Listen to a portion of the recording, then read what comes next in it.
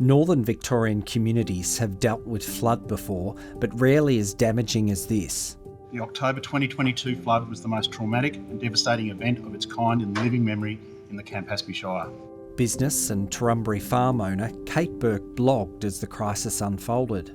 The messages at the live updates and community meetings does not always equal that of the Victorian Emergency App or the Bureau of Meteorology. Kate says the conflicting information caused confusion in the community. Each household needs to be prepared for their own circumstances, but for starters, they need the authorities to be on the same page and delivering the same message. Echuca Village Fire Brigade Captain Daryl Phillips says he was concerned about the emergency response from the outset. We weren't briefed on where to send people or tell them where to go. The comms plan I got from the DivCom in Echuca was this. He says initially the CFA set up one truckload of sand so people could fill up sandbags. That truckload of sand turned into a semi-trailer every hour for 5 days.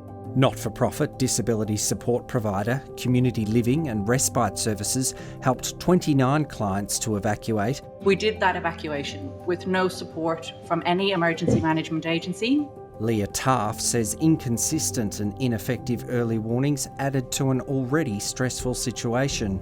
Experiencing the army knocking on your door, telling you to evacuate when the Vic Emergency App still stated you were in a watch and act zone was confronting and caused significant trauma to our clients.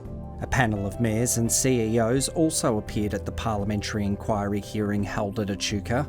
During the emergency, there was a lack of clarity around the different roles and responsibilities between the Victorian Government's Emergency Management Victoria, Vic SES and the Council.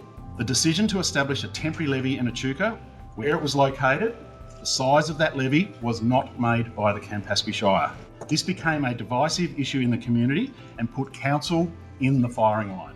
The Northern Victorian Emergency Management Cluster and Gunnewarra and Loddon Shires had their say too. You may not be aware, but we still have flood water in Gunnewarra Shire. 10 months on, there's still people that can't get to their properties. We've completed about $2 million worth of work at Loddon Shire, and as you'll see in our submission, there's $36 million in essential infrastructure. Now, these timelines are pretty unacceptable to our community. First responders received praise, but the Legislative Council Environment and Planning Committee heard they need more assistance. The SES volunteers do an incredible job on the ground, but the SES as an organisation is severely under-resourced. What is needed moving forward is an education campaign by all levels of government to inform the community of the roles and responsibilities of each agency in times of an emergency. These disasters are not going to stop, and the way to do better is to ensure we deliver inclusive planning, robust frameworks and proper resourcing of local government and state emergency services. Other witnesses spoke at the day-long hearing, including dairy farmer Tom Acox and Jay Whittaker on behalf of the Yorta Yorta Nation Aboriginal Corporation. Full hearing transcripts are published on the committee inquiry's website, which is on your screen.